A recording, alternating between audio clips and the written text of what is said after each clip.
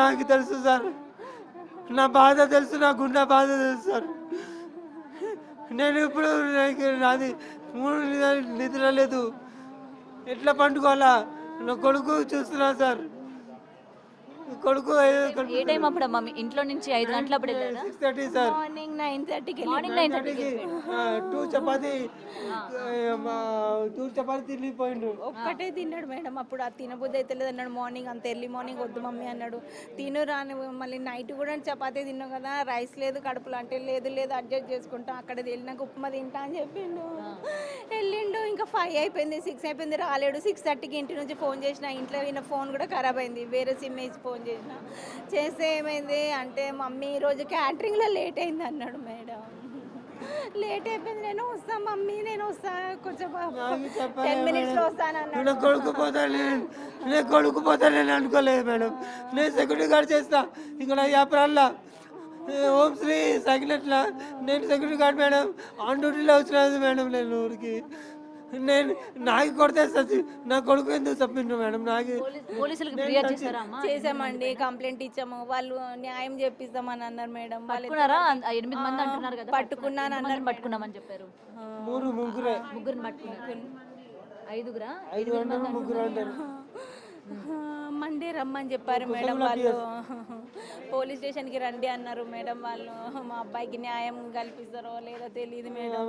వాళ్ళు జైలు మాట్లాడారా? అంటే ఎఫ్ఐఆర్ అంటున్నారు కదా. లేదు, అస్సలు మాట్లాడలేదు. వాళ్ళు అమ్మాయిని ఇన్వాల్వ్ చేస్తలేరు మేడం. రైట్ హ్యాండ్ పోయిండు మేడం. ఈమె కొడుకు వాళ్ళు మా అబ్బాయిని కాలేజ్కి వెళ్ళి 5 సంవత్సరాల తర్వాత చాలా హార్డ్లీ అయినా ఫస్ట్ కొడుకు పుట్టిండు.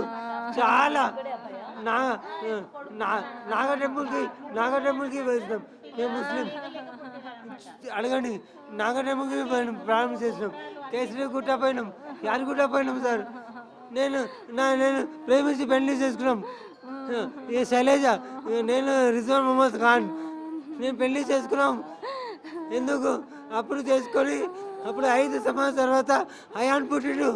చాలా కష్టంలో అయాన్ పుట్టిండు. అయాన్కి చంపేసిండు. నేను నాగటెంపుల్ పోయినా, అంతా దేవుడికి చేస్తే 5 సంవత్సరాల తర్వాత నా కొడుకు పుట్టిండు. వాళ్ళు కూడా చంపేసిండు. నాకు న్యాయం కావాలి. ఏమైందండి సార్? నాకు లేకుండా నేను కూడా చచ్చిపోతా. నా కొడుకు లేకుండా నేను లేను. Please, I'm blessing you.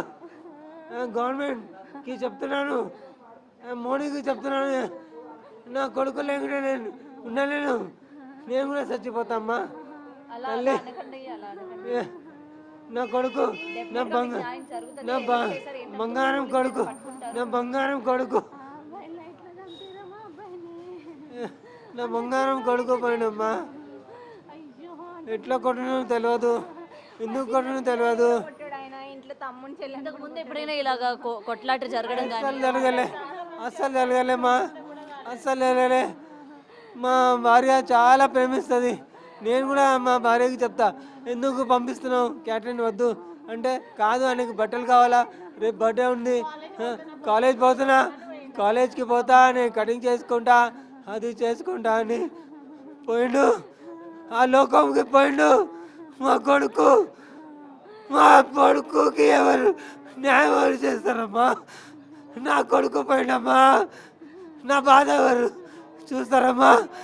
ఇవే ఏడ్చేసి చచ్చిపోతారు. నేను కూడా సూసైడ్ చేసుకుంటా నా కొడుకు లేకుంటే. అల్లా అక్బర్. నా బక్రీద్ అని నేను బట్టలు తీసుకుంటా చెప్పిన, ఆగురా, పేమెంట్ రాలే, నా పేమెంట్ రాలే, ఆగు. నేను పోతా డాడీ, క్యాటరింగ్కి పోయి ఒక డ్రెస్ తీసుకుంటా అన్నాడు. నా కొడుకు రాడు.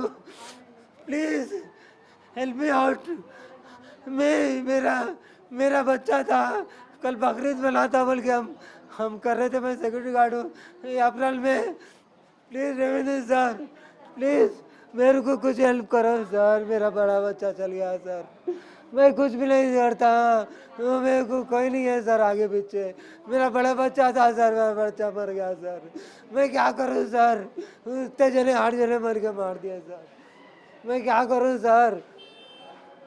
రేవంత్ రెడ్డి సార్ మీ కాలు మొక్తా సార్, నాకేమైనా న్యాయం చేయండి సార్, మీకు న్యాయం చేయండి సార్. నా కొడుకులను నేను బతకలేను సార్. నేను కూడా సూసైడ్ చేయడానికి లేదు. అమ్మాన్ నా సారా, అమ్మాన్ నా సారా ఒక బిడ్డ ఉంది, ఒక సారా ఒక చిన్న బాబు ఉన్నాడు. ఈయన పెద్ద కొడుకు క్యాటరింగ్కి పోతాడు, 500 నుంచి మమ్మీకి ఇస్తాడు, మమ్మీ తీసుకొని ఆడుకుంటారు. ఏం చేయాలి సార్? రేషన్ కార్డు లేదు, వైట్ కార్డు లేదు, ఏం లేదు సార్. అంతా ఫెయిల్ అయిపోయింది. ఎవరు ఏం చేస్తారు హెల్ప్? నాకు న్యాయం కావాలా సార్? నాకు వైట్ కార్డు లేదు, ఏం కదలేదు సార్. మీకు నేను కాలు మొక్తాను సార్ అందరికీ. నా పెద్ద కొడుకు కూర్చోండి. వెళ్ళిపోయింది సార్. కావాలంటే నేను కూడా రేపు వస్తాను సార్. మాట్లాడకండి, న్యాయం జరుగుతుంది.